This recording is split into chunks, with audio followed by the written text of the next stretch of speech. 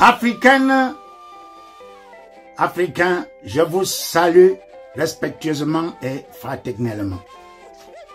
Je suis le professeur Massankap, argentologue diplômé de l'ancienne université sous l'arbre d'Abidjan Plateau, la Sorbonne, de la Pègle des Lagunes, la capitale de la Côte d'Ivoire, très clair. Je suis le seul économiste qui fait de l'analyse économique avec une pointe de rimes poétiques.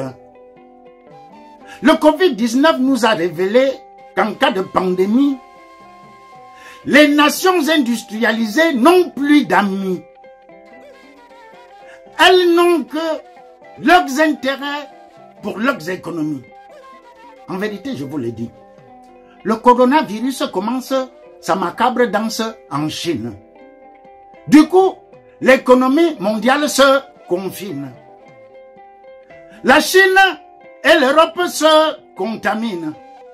Pendant ce temps, l'Afrique, notre cher continent, n'est pas dedans. Mais l'Europe va contaminer l'Afrique avec le Covid-19. Maintenant que l'Afrique est contaminée, l'Europe veut fermer son côté de la Méditerranée pour ne pas être contaminée par l'Afrique que la même Europe vient de contaminer en Covid-19. Ceci va entraîner des conséquences économiques complètement catastrophiques. La solidarité internationale se décline sur cette formule. Si tu gagnes, moi aussi je gagne. Mais la formule selon laquelle si toi tu gagnes, moi je perds. Et si moi je perds, toi tu gagnes, ça c'est le marché des dupes. Donc, par mesure de réciprocité, nous aussi en Afrique, nous allons fermer notre côté de la Méditerranée. Cette pandémie nous oblige à repenser complètement notre système économique en Afrique. Par exemple,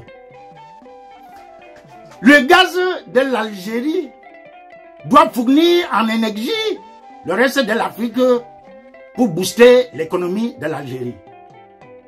L'uranium du Niger ne doit plus servir de prétexte pour faire la guerre. Le pétrole du Nigeria doit rester là-bas.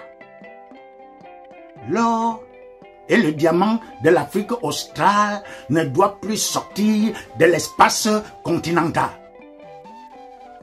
Le Congo va garder son coltan et on va voir. Les smartphones du reste du monde resteront complètement aphones. L'industrie pharmaceutique des pays industrialisés ne pourra plus venir piller nos plantes médicinales pour aller fabriquer des médicaments qu'ils vont venir nous revendre 1 million de fois beaucoup plus cher. Exactement comme le cacao qui nous achète moins cher pour venir nous revendre le chocolat beaucoup plus cher. Comme disait le capitaine Sankara. Consommons ce que nous produisons et produisons ce que nous consommons.